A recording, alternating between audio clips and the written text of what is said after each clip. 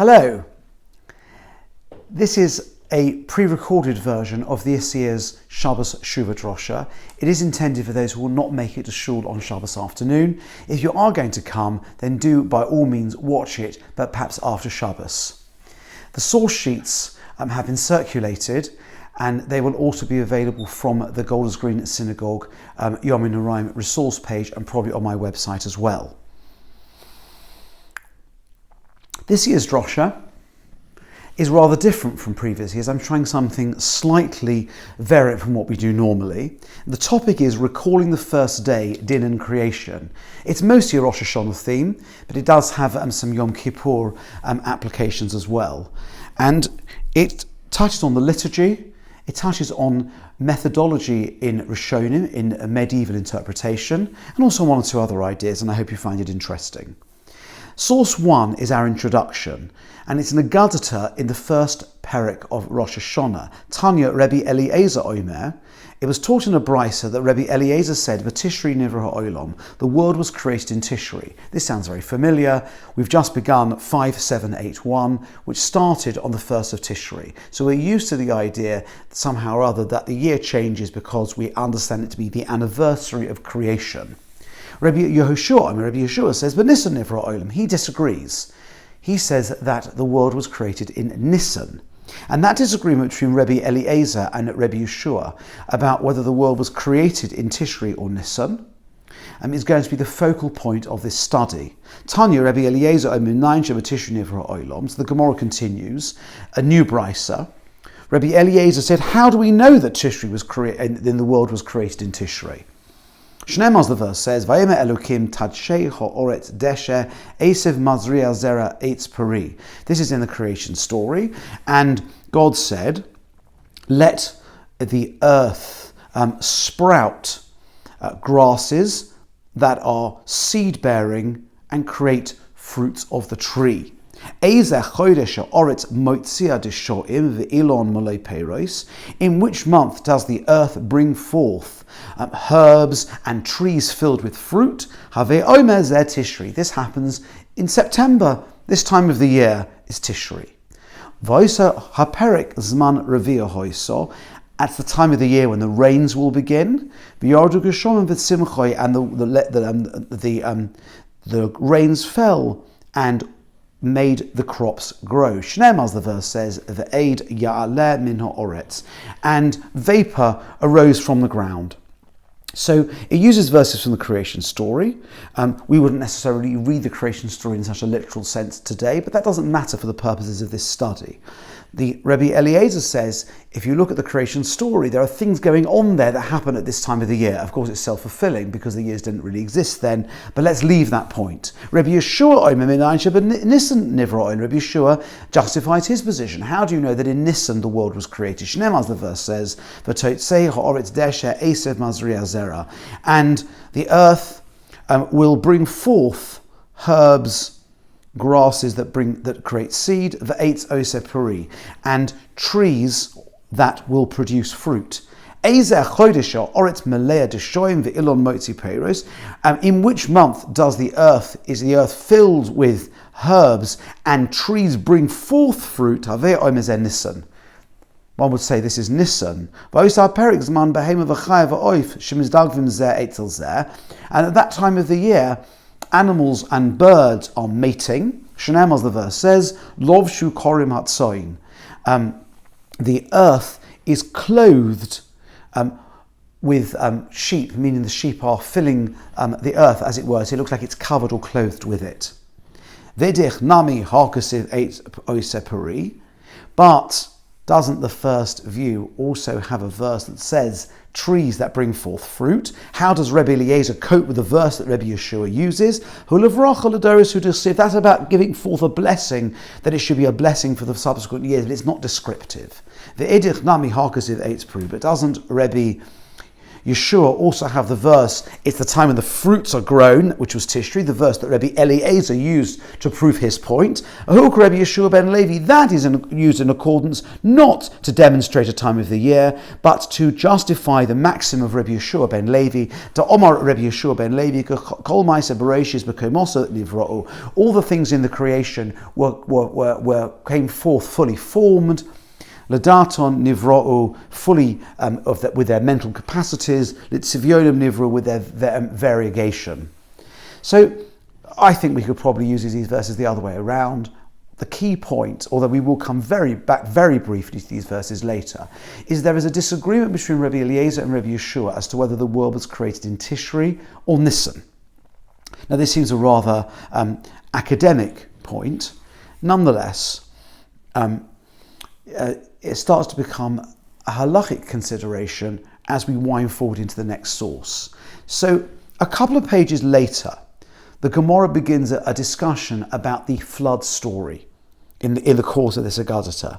Now, if you're familiar with the flood story, there appear to be some contradictory information about which month of the year what is happening, and Bible critics have a certain way of dealing with this. The Gemara is aware of this difficulty, and there's an extensive discussion and a disagreement as to whether the flood happened or began in the spring or in the autumn, and how one deals with the verses there. Having completed that discussion, the Gemara offers a brief halachic consequence of having studied that sugya, and its source too is Rosh Hashanah Yud Daled Omid Aleph. Tana Rabbanon, the rabbis taught, Chachamei Yisrael moinim lamabul korebi Eliezer. The sages of Israel count the flood like Rabbi Eliezer. That means that when it says that something happened in the second month, it's the second month from Tishri, because Rabbi Eliezer is counting from Tishri. Ula Tekufa Rabbi Yeshua. But the rabbis count the sages of Israel count the astronomical cycles from like Rabbi Yeshua, like from Nisan. And we're going to, in a moment, we'll read Rashi and Tosas and understand what this means. But the first point is that the sages of Israel count the flood like Rabbi Eliezer, based in a count that begins in Tishri, but astronomical cycles are counted from Nisan like Rabbi Yeshua. But Chachmei Umas Ha'olam, the sages of the Gentile world, Moinim Afl Mabul Rabbi Yeshua, they count both the flood and the astronomical cycles like Rabbi Yeshua from Nisan. Now this might seem to be an obscurity, but Rashi fills in the details, and we need to read all three Rashis to get a proper understanding. So here's source 3, Rashi, on the Gemara, which is cited in source 2. Chachmi Yisrael moinim lamabel korebi Eliezer. The sages of Israel count the flood in accordance with Rabbi Eliezer, i.e. beginning the months or the year cycle in Tishri. Moinim shnois noach ubrias oilom ushnois hadoras korebi Eliezer. The sages of Israel count the years of Noach, that means the flood account, which is really not relevant now, it was just an entree to this subject, and creation, and the years of the generations, like Rebbe Eliezer.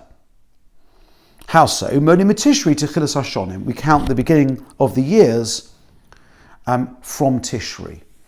So when the Gemara says that the sages of Israel count from the flood like Rebbe Eliezer, what they mean is that in the narratives in Bereshis, whether it's the creation story, whether it is the flood story, and the year changes, that is all counted like Rebbe Eliezer, i.e. from Tishri. V'lo mishum, and now that seems all fine so far. V'lo mishum desfira lahu b'tishri nivra olam, but that's not because the sages of Israel concurred with Rebbe Eliezer's view that the world was created in Tishri. Ella, de Tishri rosh hashanah l'shonim. All they understand is that Tishri is used as the beginning of the year count. Means we change the year number at the beginning of Tishri. But that's not because it's the anniversary of creation. No, but Nisan Nivra Olam Katakatani, because according to the sages of Israel, and this position is not disputed in any source, they hold like Rebbe Yeshua that the world was created in Nisan. So you have this strange tension. We use Tishri as a point for counting the creation story, for counting the flood story, and for various other constructs, particularly changing the year. which is presumably why the year number has just changed in the Jewish calendar. They still, however, hold, according to Rashi, that creation occurred in Nisan in accordance with the view of Rabbi Yeshua. What does Ulu Tekufa Rabbi Yeshua mean? Remember, the second part of the statement on behalf of the rabbis was that they hold the astronomical cycles like Rabbi Yeshua counted from Nisan. Kashamonim Tekufas Hachama, continuing the second paragraph of Rashi, when the rabbis count the cycles or the seasons of the sun, Ulavona, and the moon, Moinim Menisan, they count from Nisan. Loma Shiva Nisan Nivro, because they were to say they were all created in Nisan. So since they began, as it were, their life in Nisan, because that's when they were created, then the cycles are counted from Nisan to Nisan. That's the year end, the year beginning. And he goes into some details, which I will gloss over, but he's talking about, Rashi is explaining that in accordance with the opinion of Rabbi Yeshua, then the cycle of the sun returns to its original point of creation at certain points in the day at the beginning of Nisan. This only really has relevance for what's called the Birkas HaChamor, the blessing of the sun, which is said in Nisan once every 28 years. But nonetheless, and if you, it's nonetheless a halachic construct. If you go to the penultimate line in this paragraph of Rashi, the third word, v'chein moildas halavona, and similarly, the calculation of the commencement of the months of the year, the lunar months, moinim moilad Nisan rishon b'leil revi b'tisha shoyis v'sheish moyes v'arboim u'shnaim chalokim. We count the moilad of Nisan. That means the new Rosh Chodesh Nisan is considered to be the beginning of the cycle of the year. It's the beginning of the first month. HaChodesh Hazeh Lochem Rosh Chodoshim. This month shall be for you the first months. And there's a certain point, it's the fourth night, and it gives the exact details of exactly what point the moment begins. So it's quite difficult. Although the Gemara says that we count like the years and the narrative like Rabbi Eliezer, the astronomic cycles are counted from Nisan because that's when the world was created like Rabbi Yeshua, and that's the position of the rabbis. However, the sages of the Gentile world count everything from this, and even the story of the Mabul. Rashi explains, Afla Mabul Koloma, Leminin Shnos Adoros Mischalim Benisan Limnos. The years of the generations, they're accounted also from Nisan, not like the sages of Israel, who count the years of the generations, the narrative in Bereshis from Tishri. And that means, according to this view, the Mabul started in ER because month 2, as discussed in the story, will be the second month from Nisan and not from Tishri, and so on. And I won't read the rest of the Rashi. And Tosfos, on the page, which is source 4, the Balei Tosfos validate this approach. Le Mabul Karebi Eliezer, Afal Gav Desfirulahu Karebi Yeshua B'Nisan Nivra Olam, even though the Jewish sages hold, like Rabbi Yeshua, that the world was created in Nisan. Nonetheless, they still count the flood narrative like Rabbi Eliezer.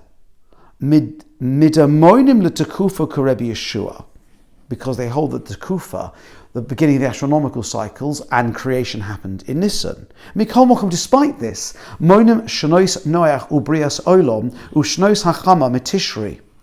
Nonetheless, for the purposes of calculation, the years of Noach, that's the narrative, the Brias HaOlam, the creation story, Ushnos HaChamor, and the years of the sun, meaning the cycle of the year, Mitishri accounted from Tishri, which is why the year changes in Tishri. Mishum de Tishri Rosh Lashonim Ulushmitim Liyobis, because Rosh Hashanah is cited in the Mishnah as the beginning of the years, and how we count the Shemitah, 7th year cycles, and the Yovel Jubilee cycles.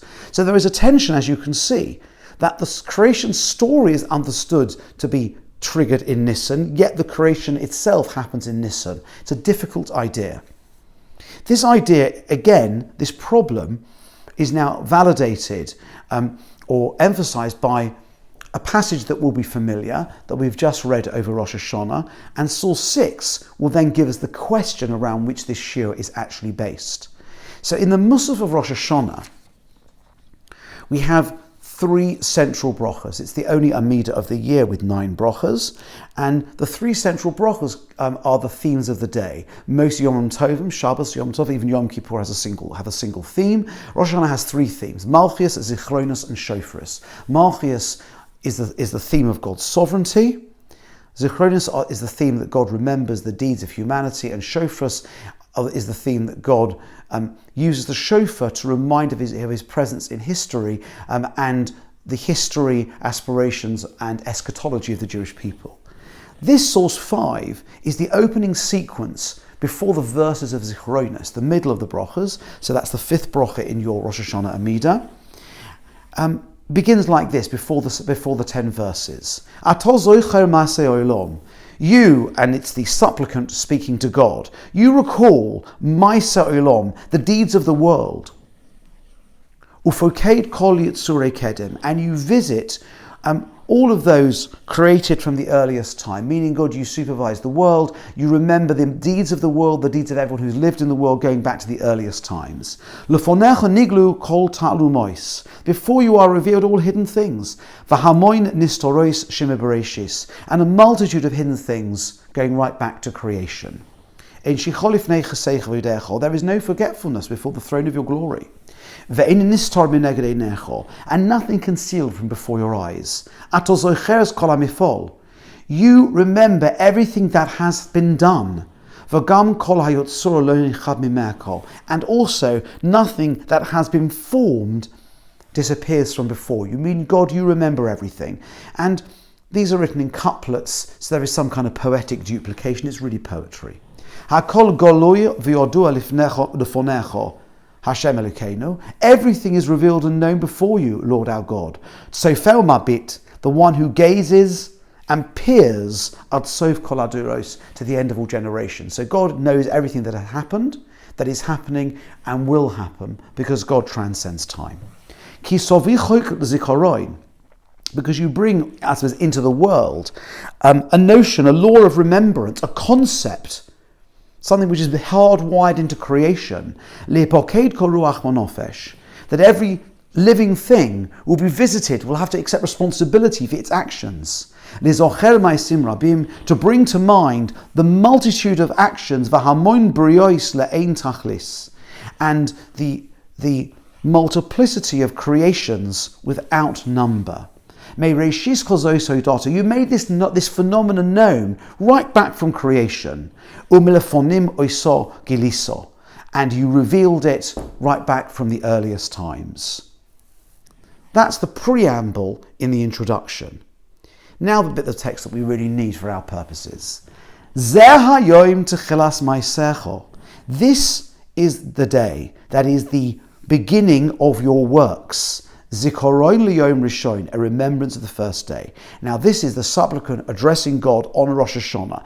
And when she says Zeh hayom, it means today. Today is the beginning of your works, a remembrance of the first day. It is a statute for Israel and a law to the God of Yaakov. I.e., God set this in motion at the beginning of creation, that today is what appears to be saying the anniversary of creation. Because until now the text has been referring to creation, things that God set in motion at creation, that are part of the fabric of time, part of the fabric of existence. And now, today, Rosh Hashanah, we mention this because today is the first of your handiwork, as it's often translated, a remembrance of the first day. And this is a problem. Just a little bit more, because we're going to come back to this text later on.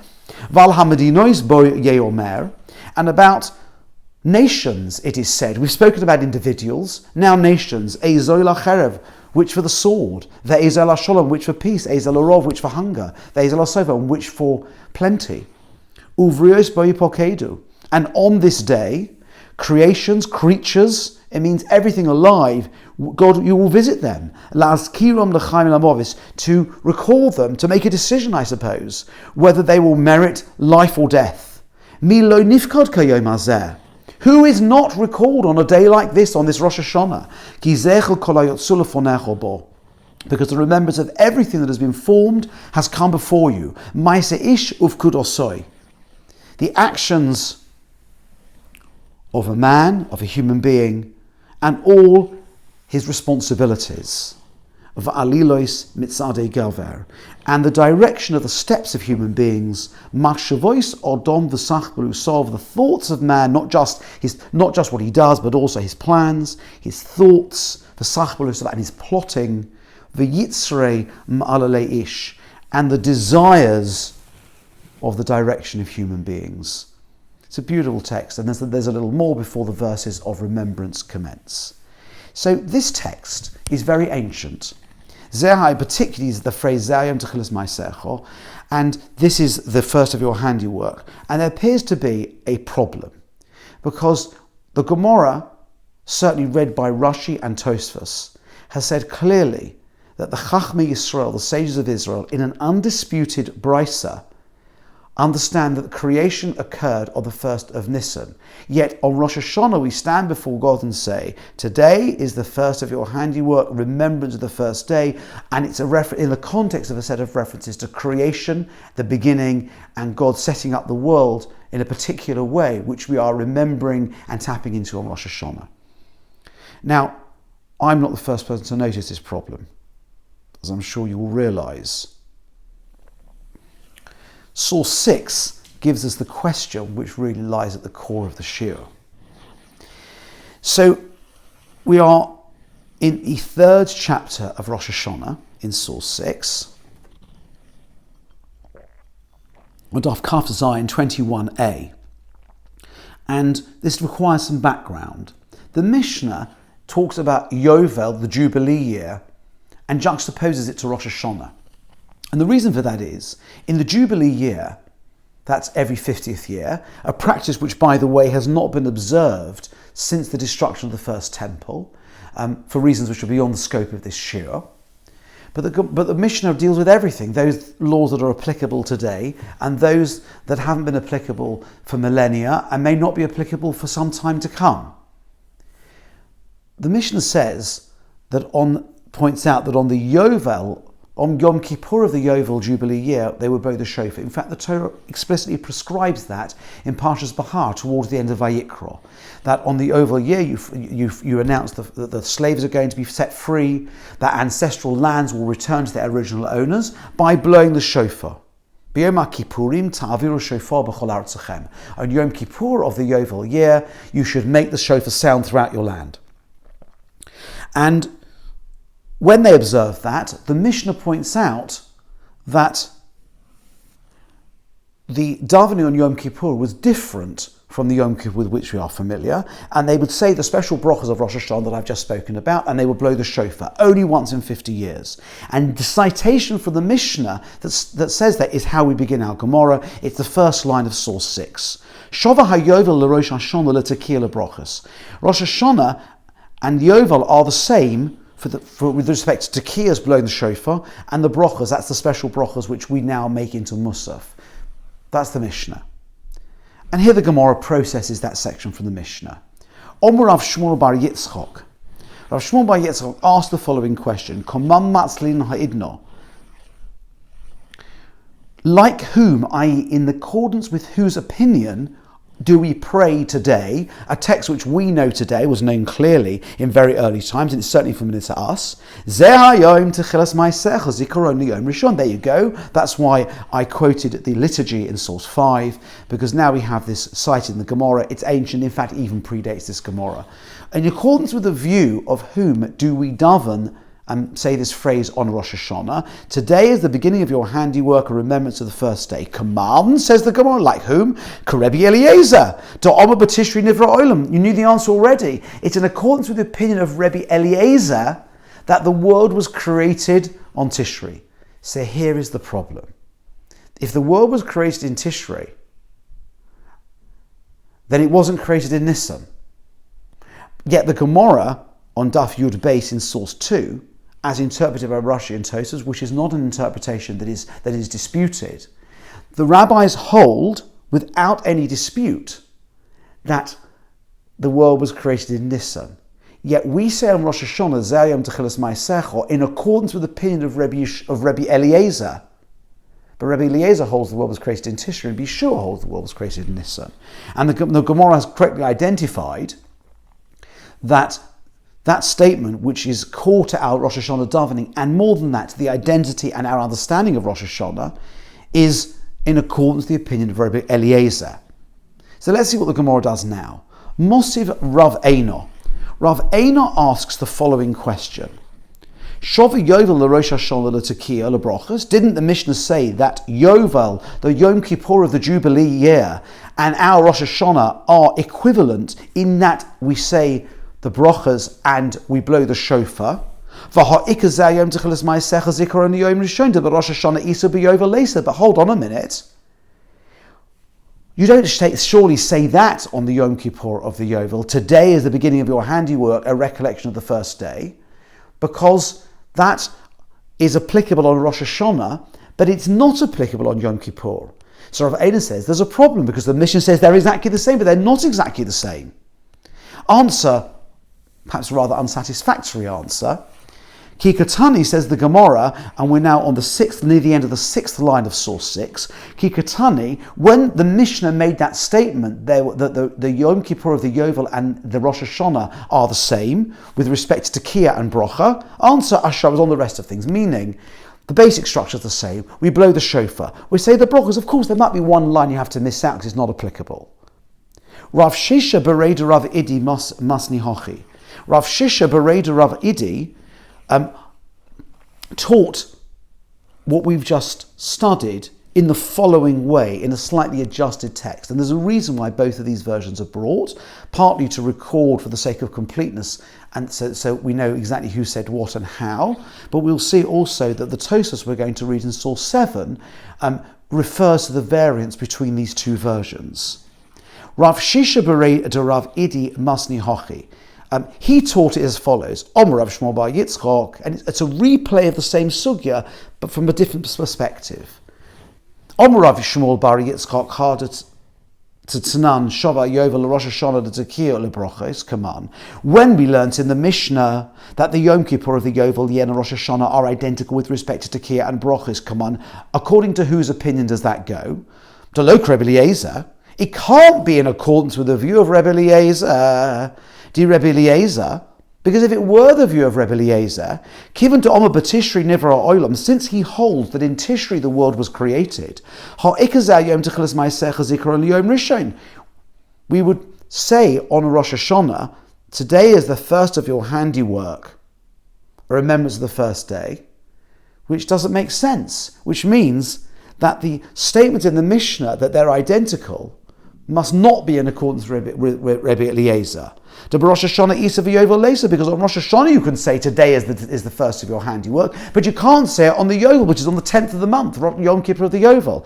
Answer, Kikatani, no, it's on the rest. Sure, it's the same answer, but it's asked against the Mishnah rather than the other way round. And this is the core question. What do we do with this problem? Our Rosh Hashanah is predicated on the day being or so we understand so far, the beginning of creation. It is the anniversary of creation. We're replaying, re-experiencing, tapping into some kind of cosmic reality in which we're replaying creation, or whatever that means. And yet, the rabbis explicitly and undisputedly hold that the world was created in Nisan in accordance with the opinion of Rabbi Yeshua. This sugya has brought up the problem in a very narrow halachic context about whether it's actually true that the behaviour we are expected to perform on the Yom Kippur of the Yovel is identical with that of Rosh Hashanah, but it's produced this anomaly. What do we do with this problem? So the classic source addressing this question is a Tosfos, which we're going to study now, and it will take us on to the beginning of the second page. So Tosfos cites the beginning of the passage in the Gemara, Kaman Matzilin Hayom Zeh Techeles Maisech, or this is in the first version of the question. Like whom do we? Tema ha kaimalon karebi Yeshua. Tosfos asks exactly our question. Don't we hold like Rebbe Yeshua, Kada Amrinu and Perik Kamal, as we said in the first chapter? Remember, go back to source 2. That's a kufa Rebbe Yeshua, that the rabbis, and in fact everyone holds, that we count astronomical phenomena from Nisan, like Rebbe Yeshua, and hence the creation of the world is dated to Nisan. V'omer Rabbeinu Tam. So Rabbeinu Tam, Rashi's grandson, is going to try to address this question. But remember, we've now noticed that there is a contradiction between the Gemara's undisputed assertion that we say this text on Rosh Hashanah. It follows the opinion of Rabbi Eliezer that the world was created in Tishri, And the Gemara's assertion, also undisputed in Yud Beis, that the world was created in Nisan in accordance with the opinion of Rabbi Yeshua. V'omer Rabbeinu Tam, third line in Tosfos, to came along Rav Eino, that we do indeed hold like Rav Eino. Remember Rav Eino, whom you can see in the fourth line of the Gemara in Shul 6. The Rav Eino makes his assertion that he questions, is it really the case that the Yom Kippur of the Yovel and Rosh Hashanah are identical? He questions it. And we do hold like him. To porich mash for Yovel. Right? He asks this question: are they really identical? Don't we say Zeh Hayom Techilas Ma'asecho, which conflicts with the idea that Rosh Hashanah and Yovel are the same, because you can't say on the Yovel because it's not the beginning of the year. For Rav Eino hachi ka'omer, this is what Rav Eino is actually saying. Isn't there the beginning? This is the beginning of your handiwork. But isn't on Yovel. Ela vadai. Beginning of the fifth line of Tosfos is the answer, and this answer is a classic Ashkenazi German / French response to what is a disharmony between two sugyas. What does he do? He has to kind of adjust things to fit his worldview, which is that the Gemara is an entirely consistent set of ideas. When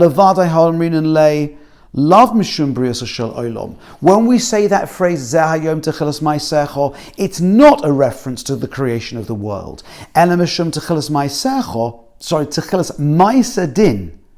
This is the beginning of the action of din. Rosh Hashanah is the beginning of a process of din for human beings, of judgment. And that's Zeh Hayom Techilas Ma'asecha, of your handiwork, of your din. Sha'olam nidan boy, lehiskayim oy love.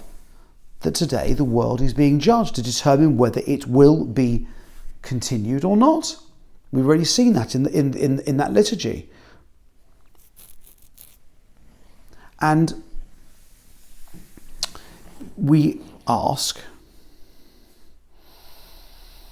God, that's a time of judgment, a time of success, a time we hope where we're going to be given an opportunity to survive another year.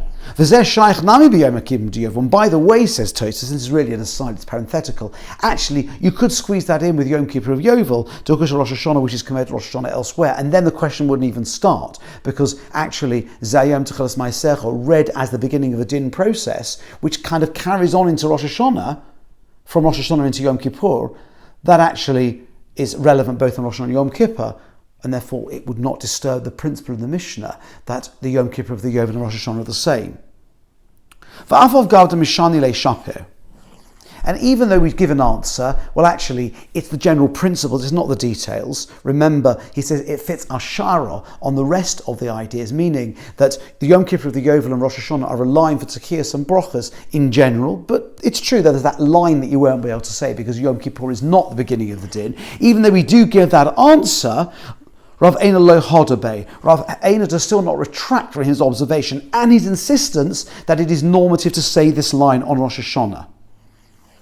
Now, that's the answer of Tosfos, and it is the classic answer to this question. It's not about creation. Creation must have happened in Nisan, because doesn't the Gemara say in Yud Beis, creation happened in Nisan.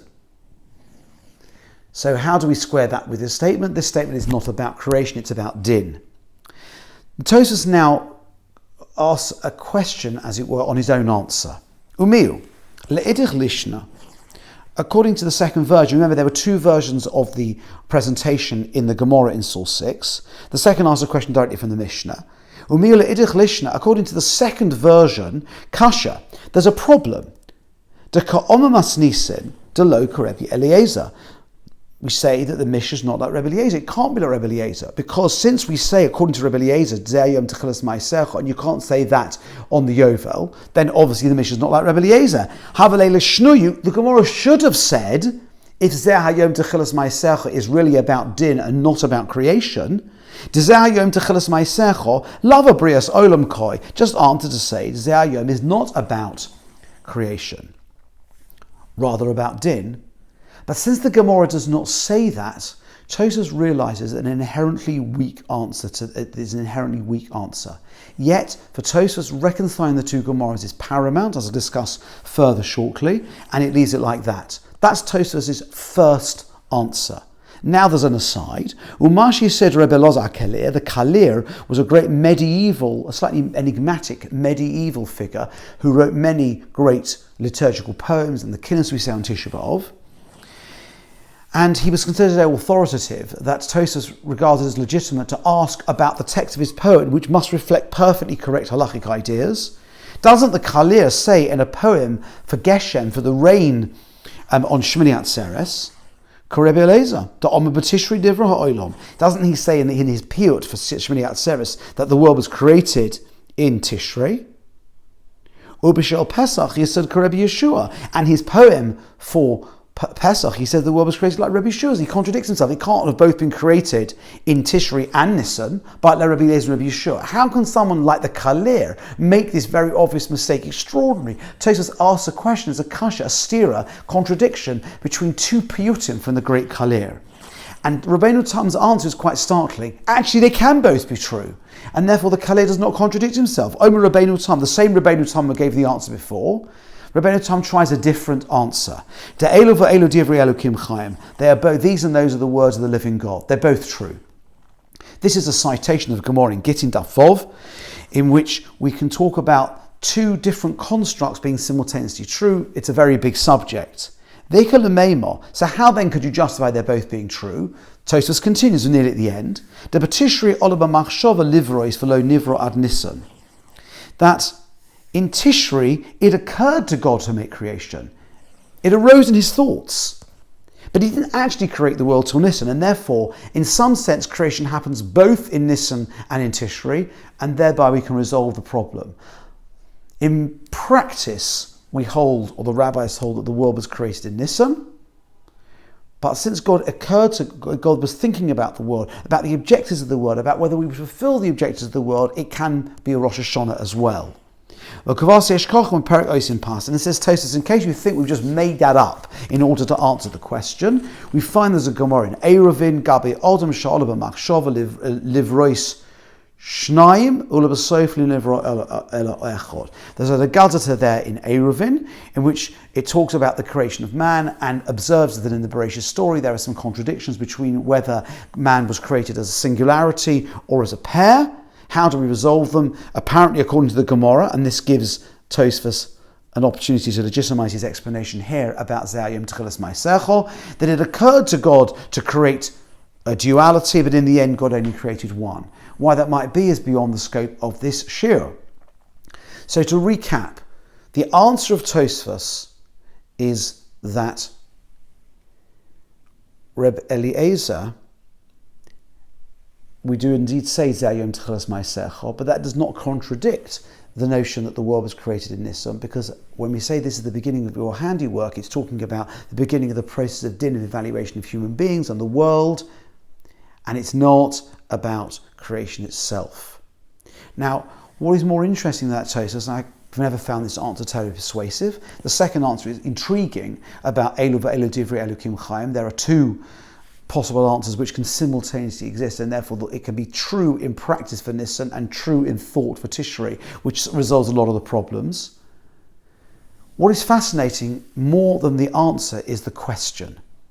And I'll explain what I mean in a moment. Just before we do that, the Sfas Emes, writing much later in the mid-19th century, explains the end of Tosfos, the second answer, starting at the end of the final line, the end of the first line of source 8.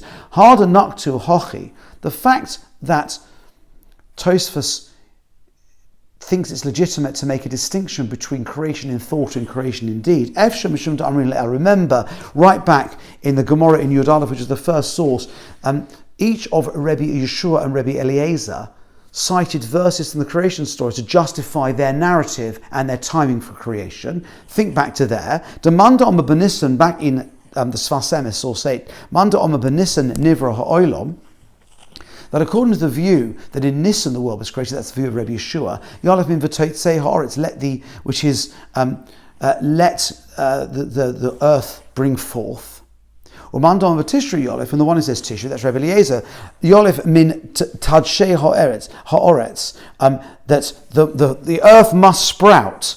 She'ena Maisa, this is not talking about something in practice, Elativit in instruction, Imkain. So there's a difference in language. I must say that I think it can be read either way. I'm not entirely convinced by this, but it's intriguing and I think rather clever.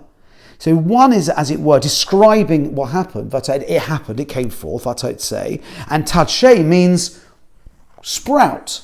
So the sprout is the instruction, because and the other one is the thought. One is the action, one is the thought. In Cain, mistabed b'maisa b'nisan nivro u'b'machshol b'tishri. Cain nearly says. It seems to me that in practice, creation happened in Nisan, whereas in thought it happened in Tishri. So that's a rather clever sort of exposition to try to root the explanation of Tosfos more in the Gemara itself. But it's the question that's so interesting. The question makes a very big assumption about the structure of the Gemara itself, which is the Gemara is over many pages, many chapters, and as we see very often in Tosfos, over the entire corpus of over 5,000 pages of the Talmud Bavli, and even the Talmud Yerushalmi as well. Complete consistency. There are no contradictions. And when the text appears to be contradictory, that must be because we've read it incorrectly. We would say, I suspect, and we're going to see a view validating this in a moment, that Tosfos have gone to some lengths, perhaps not even very persuasive lengths, to avoid disharmony between the Gemara and Kaf Zayin, Zehayom Techeles Ma'asecho, and the Gemara and Yud Beis, which says that the rabbis, for astronomic purposes and therefore for the creation, date the world from Nisan rather than in Tishri. The deficiencies, or let's say the character of this approach is brought out by the Ritva. The Ritva is perhaps the greatest of the Spanish Rishonim and adopts an entirely different approach. And it's in a juxtaposition, it's a counterpoint to Tosfos. Says the Ritva, V'oid kasha, heichim mefarshi hani rabbanon zal, b'lishna d'zeh maidelo mefarish b'gemora. How can these rabbis, this means the Balei Tosfos, how can they possibly justify reading Zeh Hayom, this is the beginning, in a way the Gemara didn't? Surely, if the Gemara had intended to explain this about din, it would have said so. Not only that, the Gemara actually explicitly says it's about creation. Zikaron Yom Rishon. So how can the Balei Tosfos justify this distortion of the Gemara? And even further, even without that, the language doesn't work. That's not what it means. The Balei Tosfos have twisted the language to create their reconciliation. The practice on Rosh Hashanah is to say Zeh Hayom in accordance with the approach of Rabbi Eliezer, that the world was indeed created. In Tishri, this is about creation, just as we always imagined it was. Just as was the practice in the time of the Talmud, and is evident that this sugya Zeh Hayom is in accordance with the opinion of Rabbi Eliezer. And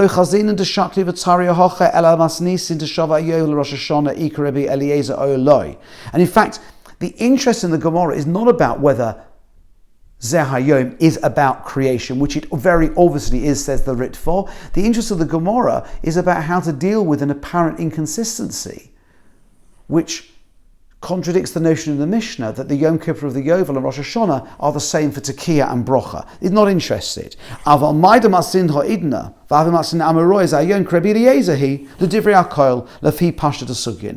reading of the Sugya of the Gemara is without question that the issue which is mentioned incidentally about in accordance whose view we pray today, that this is the day which is creation, that's Rabbi Eliezer, and that's the simple thing, and it's not acceptable to say otherwise.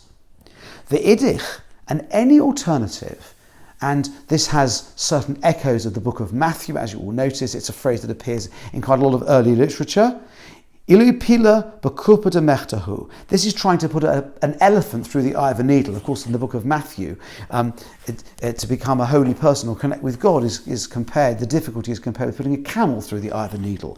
But here, this is forcing an elephant through the eye of a needle, i.e. it is simply a distortion of the Gemara.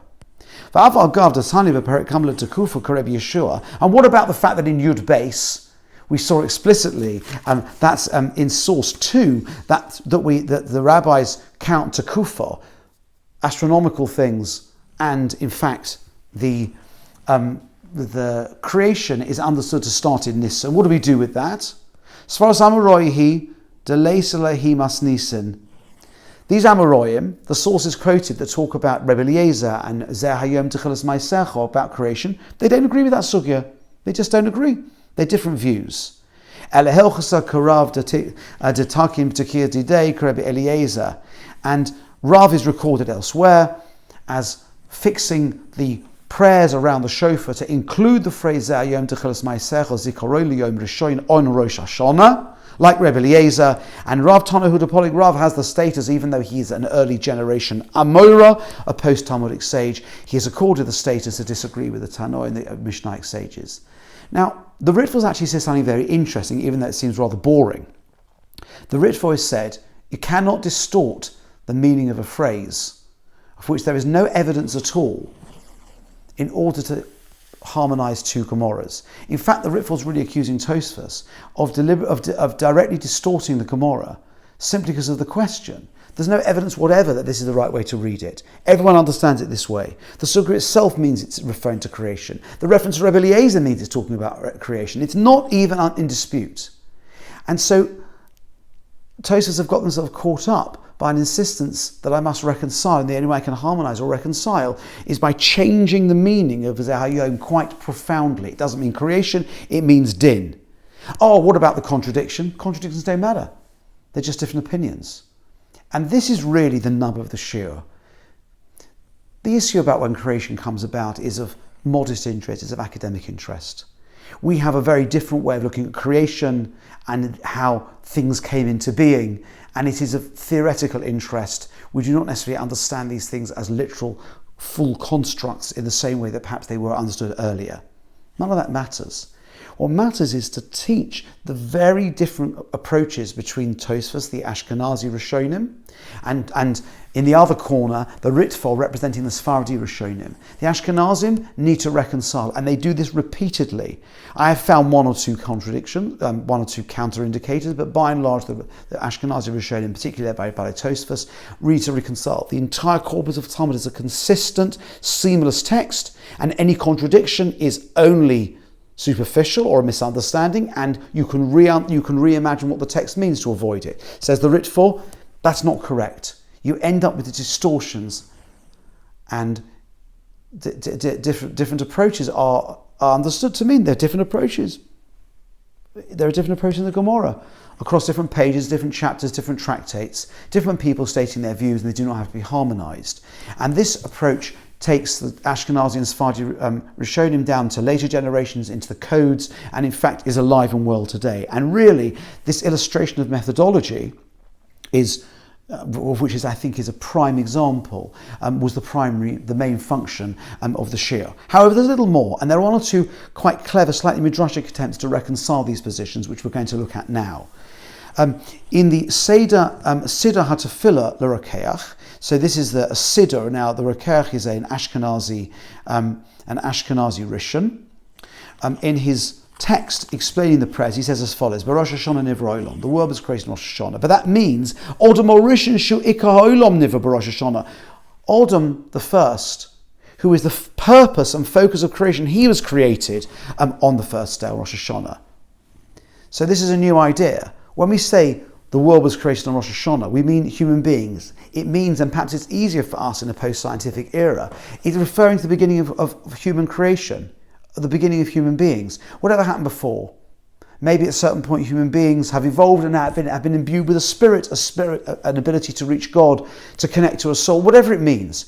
But Rosh Hashanah, when even in early sources, which long predate those discoveries, when they explore what it means to say that Rosh Hashanah is the anniversary of creation, they mean the anniversary of human history, which starts then. It's Zikaron Yom Rishon, the remembrance of the first day. Kashem she'odam nichnas b'din v'yotze b'rachamim. Just as Odom Rishon comes into existence in whatever that means on the first day, and as we're going to see shortly, is judged for his failure because he's told not to eat from the tree, and he does, and is judged mercifully. There's already, as it were, an anniversary of that built into Rosh Hashanah. So do the Jewish people enter judgment and they come out having experienced mercy. This is an attempt to reconcile the two, because you can have a creation that is really earlier, maybe on Nisan, human beings coming to existence at the beginning of Tishri, and Rosh Hashanah is a day of Din because it reflects or replays Adam's failure and reconciliation with the divine. And the Abu Draham, writing a little later, also a medieval commentary on the prayers. This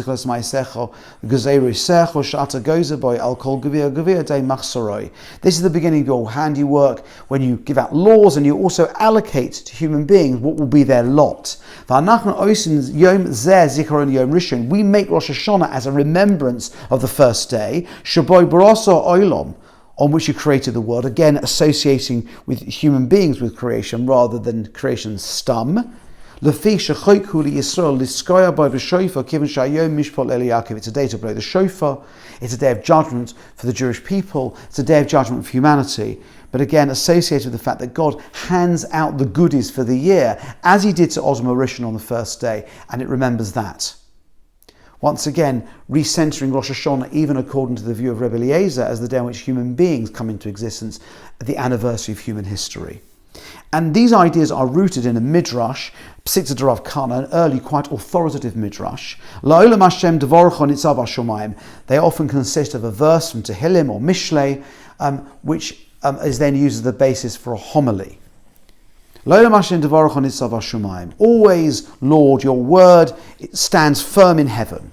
Tana Rabbi Eloi taught. The world was created on the 25th of Elul. You can see why, because there are 5 days in the creation story before human beings are created. That takes you back to the 25th of Elul. I don't think there was an Elul, but you get the idea. The Isya, the Rav, Kahata, the Tanya, Rabbi Eloi, and Rav, whom we understood, the Tanya, but Tekiosa, the Rav, Zayom, Tekos, Maisecha, Zikron, Yom Rishon, that Rav, when he set out the order of his brochas and Tekios, included the phrase, Zayom, Tekos, Maisecha, Zikron, Yom Rishon. This is the first day of your handiwork, the recollection of the first day. That was included, and therefore you can see that Rav, the view of Rav Eloi and Rav are aligned.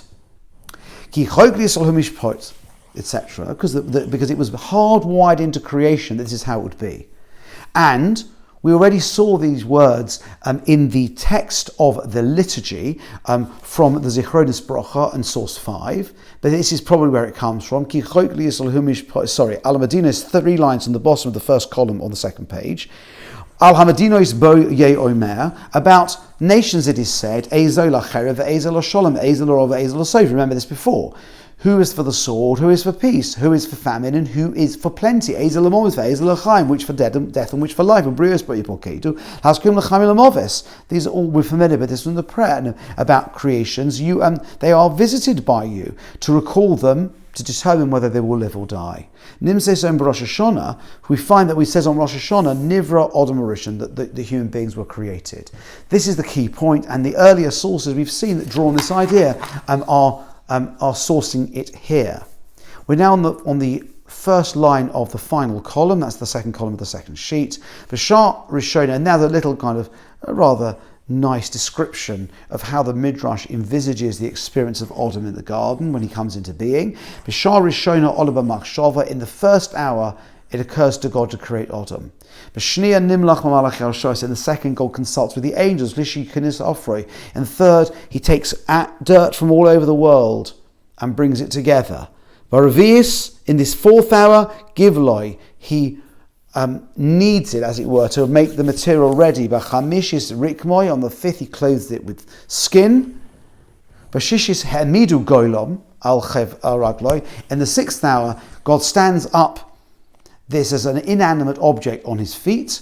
In the seventh hour, God casts a soul into this. In the eighth, he was taken into the Garden of Eden. In the ninth hour, he was told not to eat from the tree. But Sirius over al by the 10th hour, he'd already transgressed his commandment. In the 11th hour, he was judged for his wrongdoing. And in the 12th final hour of the day, he came out b'dimus, from before God. Now I looked into the word dimos. Dimos is a Greek loan word, and it seems to have been borrowed from a time when people would be pardoned, let's say, from a prison sentence or as the losing party in some kind of games. So dimos here means pardon. He came out with a pardon from before God. God said to him, Odom,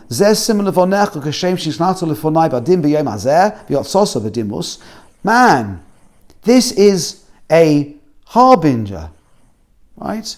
This is what's going to happen in the future for your children. Just as you came before me in din on this day and came out with a pardon, so too your children will enter in judgment before me and come out with a pardon. So once you recenter the notion of creation around Odom, it's much easier to associate Rosh Hashanah and the days that follow with Din, because it is a replay of the historic Din of Adam and Eve in the garden. Amos saying, when is this? The final line of source 12, in the 7th month on the first day. The Mashal, writing in the early 16th century, as a super commentary to the Gemara, also invokes this idea. Like whom do we pray today? This is the beginning of your handiwork. We know that it's according to Rabbi Eliezer, who said that the world was created in Tishri. I've said elsewhere I've already said that the beginning of creation is actually the 25th of Elul. As we said already, involved Nivra Odom, and then therefore on the 6th day, Adam was created, which is as what we today call Rosh Hashanah. That is why Rosh Hashanah is called the beginning of your handiwork. The human being that's the purpose of all creation. It's like nothing had been created before. Man is the pinnacle, man is the focus, man is the tachlis, and therefore everything else is a warm-up. So why, asks the Marshal, would we call today the day of creation if it's really only the day of creation of man, because he's the purpose and function of creation. V'nik Rosh Hashanah Tchilas Ma'aseh She'Adam Hu Ikar Ma'asim V'Sayim Zichron Yom Rishon, and that phrase ends a remembrance of the first day. This is why Rosh Hashanah day 6 is called such. Is the beginning of the year, is the beginning of human beings who experience the content of a year and time. But in that case, why is it that in that if you look in the Torah, the first day is called, it says Vayi Erev, Vayi Boker, Yom Echod. It doesn't say Yom Rishon, the first day, like the other days. It says Yom Echod, day 1. Don't worry about that. It's not really called, it's not day first in account. It's the day 1, as apparently the Midrashim explain, that it's the day on which God reigned alone. So it's a day of oneness, when the one God is there. So the Marshal again is expanding our idea and helping us to reconcile the ideas. You can have a creation which is earlier, with the first of Tishri still being a day of creation, because it's the replay of the beginning of human history, which is the day of Din, replicating the experience of Odom Rishon, which is an attempt to steer between the difficulties.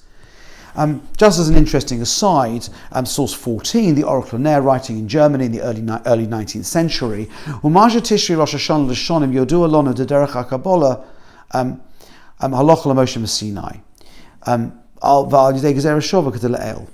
So he makes a very interesting observation.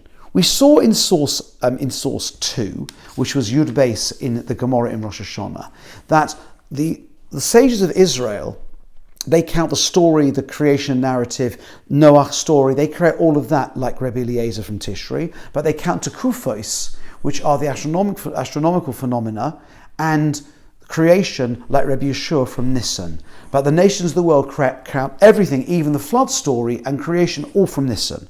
Why might that be, says Oracle Ner? It's a very interesting hermeneutical distinction, that the non-Jewish world do not have what we have, and that is what we call Torah Shebaal Peh.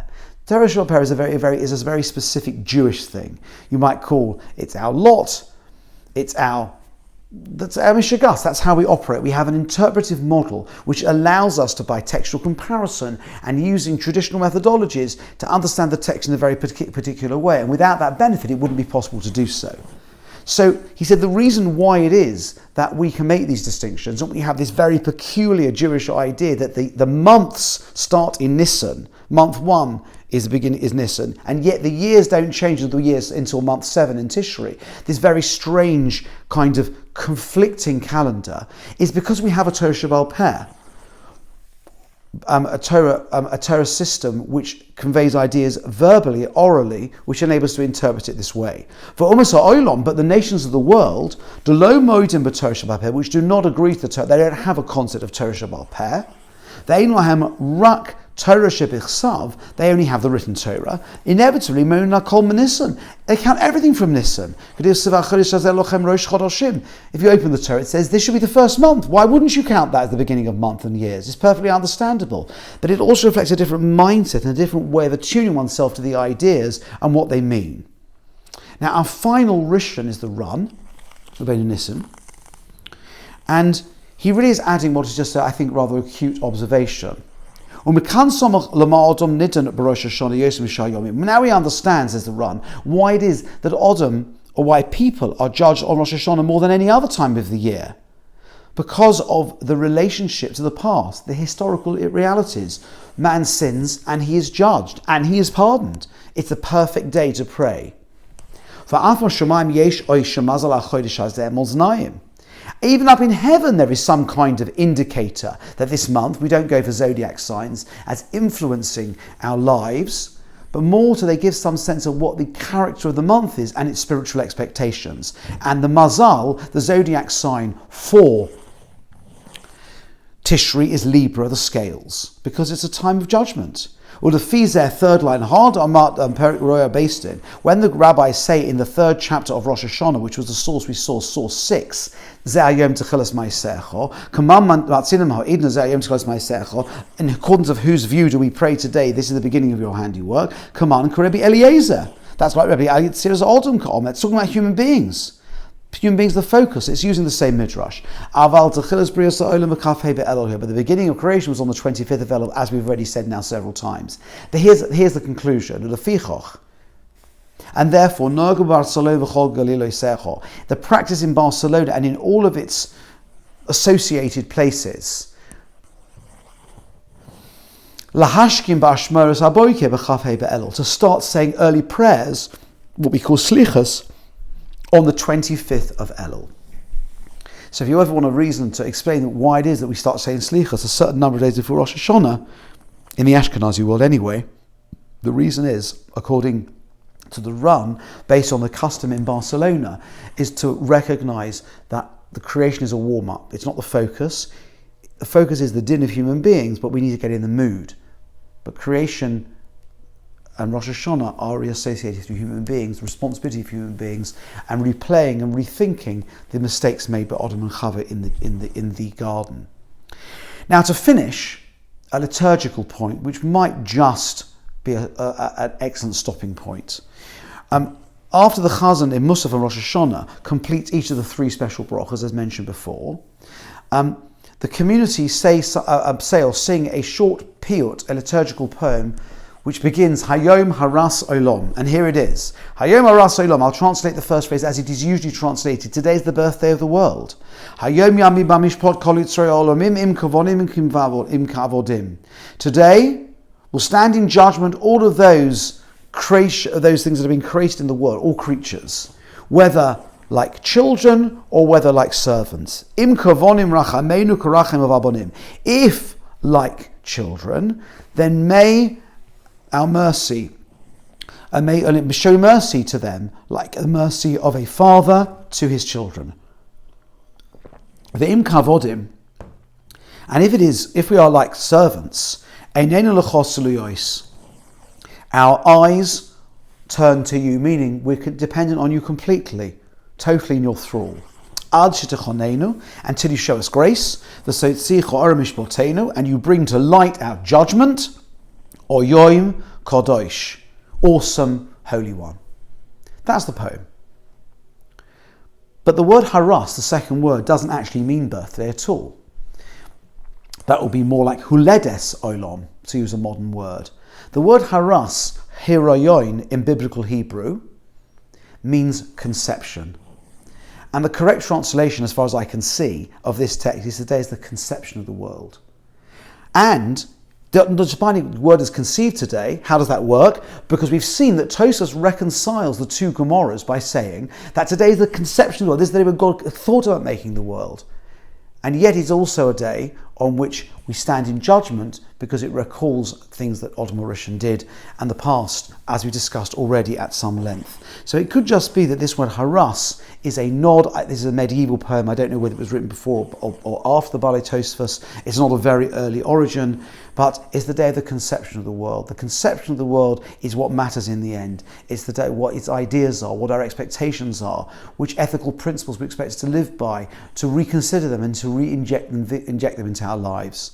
And so we've spent a significant time looking at this issue. I'm always fascinated when the rabbis apply halachic methodology to what are essentially agadic constructs, although there are some halachic outputs from this.